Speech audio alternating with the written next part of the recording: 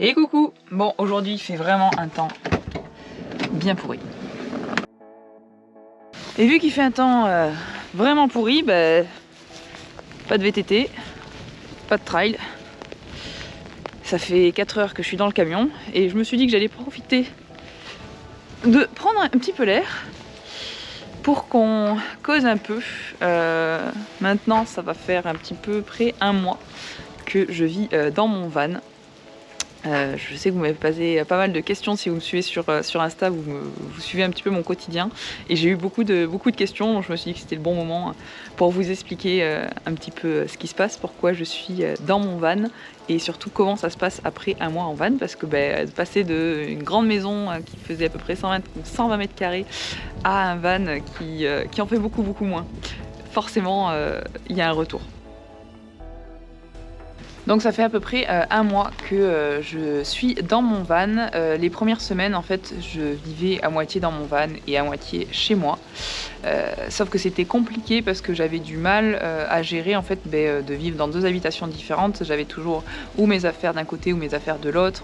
Et je me sentais pas du tout bien. J'étais toujours stressée à savoir s'il fallait que je dorme d'un côté ou de l'autre. Il y avait le confort effectivement d'une maison chauffée, mais dans un autre sens, je me sentais vraiment bien et libre quand j'étais en vadrouille avec mon van et que je changeais de lieu, comme je dis, de jardin et de dodo. Donc c'était vraiment compliqué et j'ai fait 2 semaines comme ça. Et rapidement, je me suis dit non, il faut que tu trouves une solution pour être complètement autonome et être dans ton camion, clairement. Et donc là maintenant, ça fait vraiment 15 jours que je ne fais que du camion. Je reviens de temps en temps chez moi pour faire des lessives ou parce que je suis en train de déménager, donc forcément il faut que je m'occupe du déménagement. Mais je ne dors plus dans une habitation, je ne dors que dans mon camion. Tout ce qui est eau, en général, je le prends même pas en fait depuis chez moi. Je trouve toujours des spots qui ont de l'eau. Si j'ai besoin d'électricité comme aujourd'hui, j'ai trouvé une solution pour avoir de l'électricité. Donc en fait je me débrouille et je le vis vraiment bien. Beaucoup de personnes me disent que c'est parce que c'est l'esprit vacances ou que ça va être qu'un temps. Certainement, hein, je dis pas que je vais vivre à vie dans mon camion, mais en ce moment c'est comme ça que j'ai envie de vivre. C'est plus angoissant pour moi de me dire qu'il faut que je retrouve un logement et être fixe que vivre dans mon camion. Il faut savoir que le camion que j'appelle le Duc, je vais vous expliquer ça un petit peu après aussi, je suis en train de le vendre pour changer de camion et passer, forcément maintenant que ça fait un petit moment que je vis dedans, je me rends compte de ce qui était super dans ce camion et ce qui me manque, parce que un camion qu'on achète juste pour passer les week-ends et un camion dans lequel on vit, c'est complètement différent. On n'a pas besoin de même espace, mais les rangements sont pensés pour certaines personnes et pas pour d'autres. Donc moi là du coup je vais passer sur un modèle un petit peu plus grand. Là le mien fait 5,40 m et après je vais passer sur un modèle qui va faire 6 mètres et qui en plus, petite option en plus, a un toit relevable. Donc c'est exactement en fait un Fiat Ducato comme ce que j'ai là, mais en plus sur un toit relevable. Donc j'ai 2 couchages, je suis juste trop contente. Les rangements sont plus optimisés, pareil beaucoup de lumière, donc ça va être vraiment bien et il me tarde d'aller chercher le nouveau. Et je ne vis pas toute seule parce que je vis avec mon petit chien Pop que vous voyez souvent et qui est là encore en train de se balader.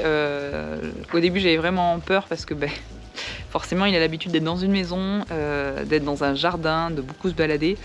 Mais j'avais un petit peu peur parce qu'il y a des fois des spots où je n'ai pas forcément possibilité de le laisser facilement dehors, où il y a beaucoup de monde, beaucoup de voitures. Et en fait, il s'adapte très bien à cette vie-là. Au début, j'avais du mal à le prendre avec moi et j'avais toujours peur que ça ne lui convienne pas. Et en fait, ça lui convient très bien. Il est tout le temps en balade, il est tout le temps content. Quand il n'est pas en balade, il dort dans le camion, donc il ne bouge pas du tout. Et non, je pense qu'il est heureux aussi de me voir vivre et il vit un peu comme moi. Alors s'il y a un truc où j'ai eu beaucoup de mal au début et maintenant je le prends à la rigolade, j'essaie du moins. On m'a souvent dit que j'étais une punk à chien, une gitane et autres trucs pas forcément agréables et dit pas forcément d'une manière très bienveillante, j'ai envie de dire. Alors j'estime clairement être juste une nana qui a une vie comme quelqu'un qui vit dans un appartement, à part que le mien est sur roulette en fait. Je porte toujours des robes, des talons, je me lave tous les jours, j'ai des toilettes, enfin j'ai tout quoi. C'est juste, je trouve, un peu étrange de me juger aussi vite, juste parce que je vis différemment. Et je vis différemment, mais je vis heureuse. Et ça, je pense que pour moi, c'était la chose la plus importante. Pour ce qui est de la suite, là clairement donc je suis en train de vendre ma maison et j'ai besoin, effectivement d'une boîte aux lettres et de toutes ces choses-là.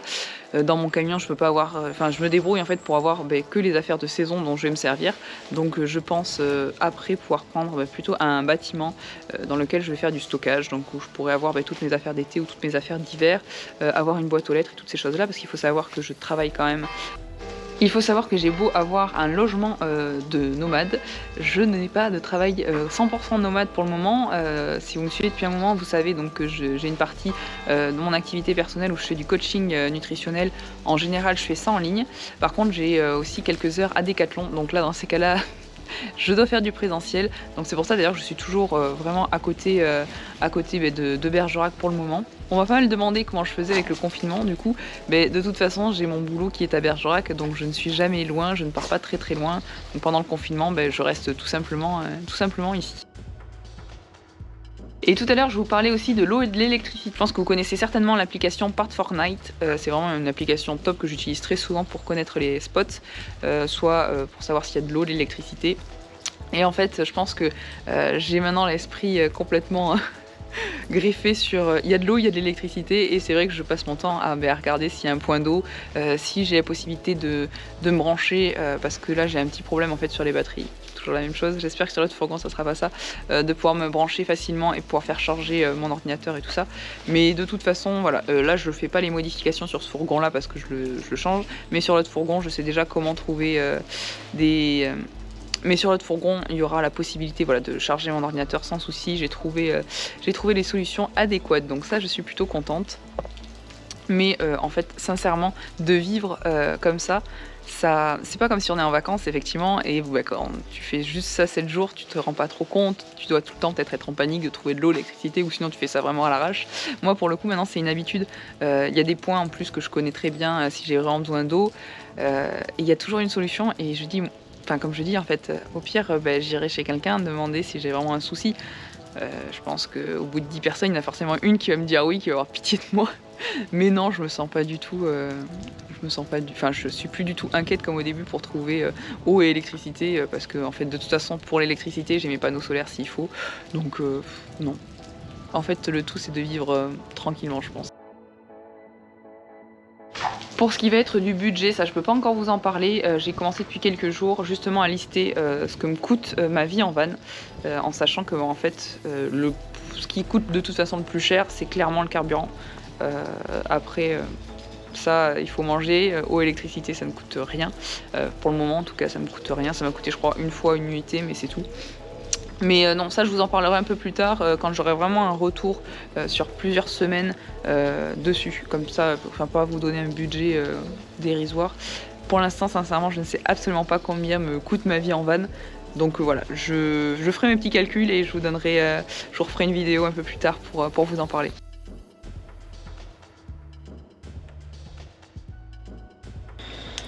Bon, je suis rentrée parce que clairement il faisait beaucoup trop froid dehors, j'ai mis le chauffage et j'espère vraiment que ça va vite chauffer parce que là, ce n'est pas possible. Voilà, c'est un petit peu l'inconvénient de la vie en van, c'est que dans les moments où il fait beau, t'as l'impression d'être en vacances, les moments où il pleut et où il fait froid, c'est pas le top. Après, sincèrement, j'ai un super chauffage, le mien fonctionne non pas au gaz, mais sur le gazole de mon camion.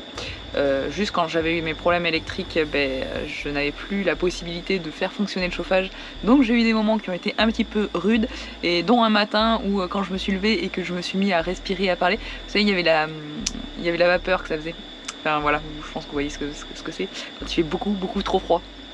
Mais non, après sinon, pour moi le confort dans un van ou dans une maison, en tout cas pour ce van là, est identique. J'ai un frigo, j'ai une salle de bain, j'ai des toilettes, j'ai le chauffage, j'ai l'électricité, j'ai l'eau chaude, j'ai absolument tout. La seule différence c'est qu'effectivement c'est très petit, que tu ne peux pas avoir autant de fringues, de chaussures et de bibelots qui prennent la poussière et qui ne servent à rien.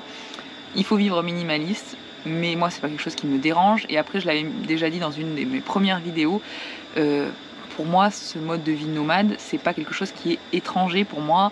Je suis très souvent partie, je suis même tout le temps partie en vacances avec mon papa, soit dans un bateau, soit dans un van.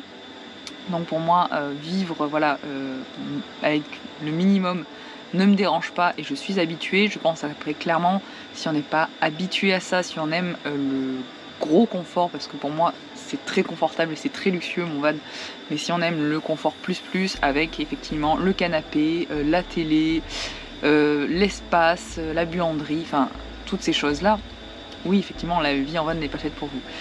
Mais en même temps, je ne pense que vous regardez certainement pas ma vidéo si vous êtes dans ce cas-là, ou peut-être juste vous êtes intrigué. Mais on peut vivre aussi dans un van tout en ayant un boulot fixe, comme ce que j'ai. Ça me pose absolument aucun problème. Après, effectivement, je suis pas en 35 heures à Decathlon. Après, c'est vrai qu'effectivement, je souhaite pas, en tout cas pas plus pour le moment, ou pas. Je sais pas trop comment le tourner.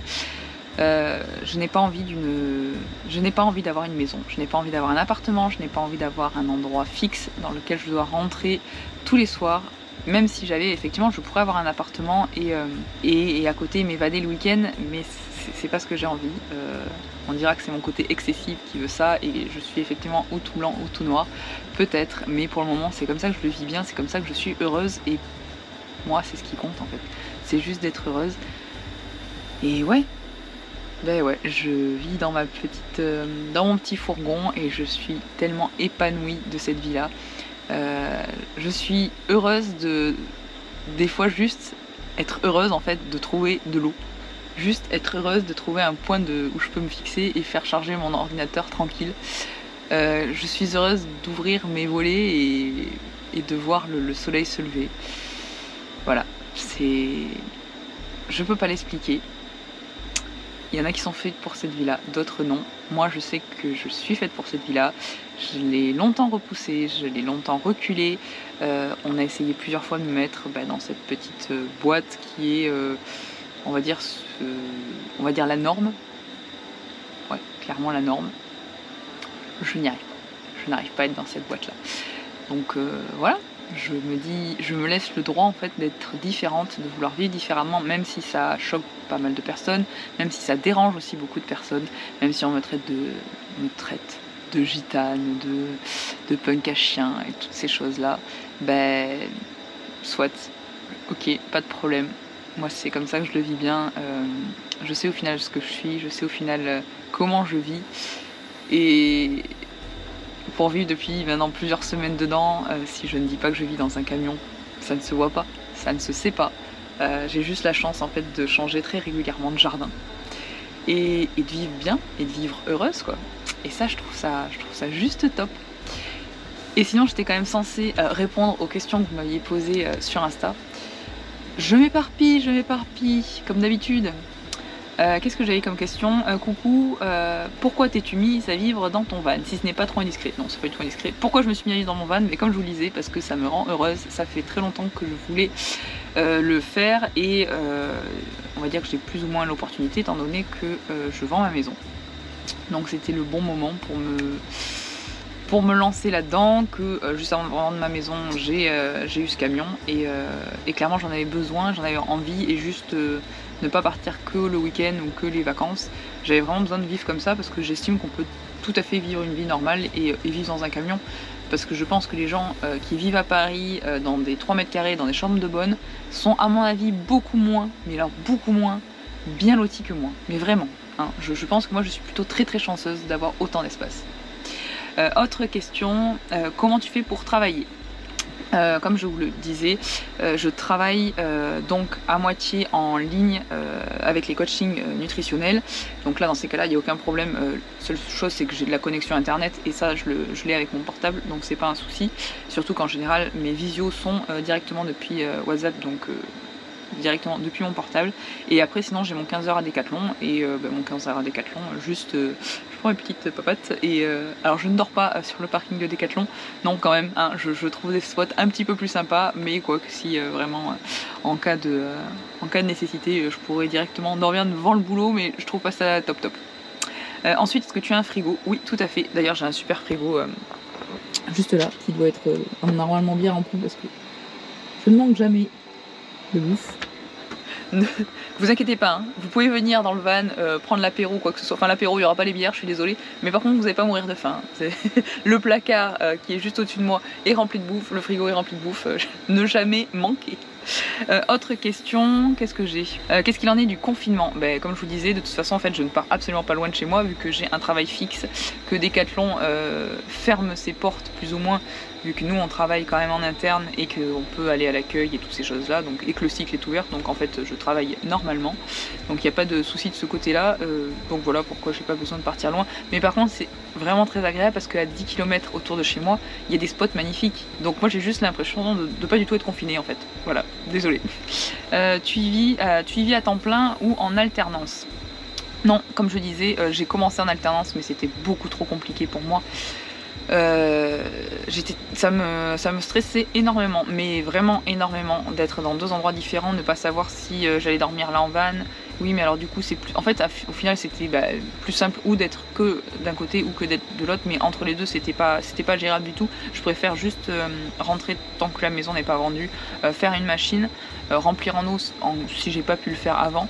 Mais voilà, sinon plus ça va, moins j'ai besoin vraiment de cette habitation. Bon allez, le soleil est revenu, moi je vous laisse, je pars faire un petit tour je ne sais où, toujours dans la règle des 10 km bien sûr. Et si vous avez d'autres questions, s'il y a des questions qui viennent d'arriver ou que vous vous posez suite à ma vidéo, laissez-les moi en commentaire et je me ferai un plaisir d'y répondre. Et puis sinon, comme on dit, abonnez-vous, likez, partagez, enfin tout ça quoi. À très vite.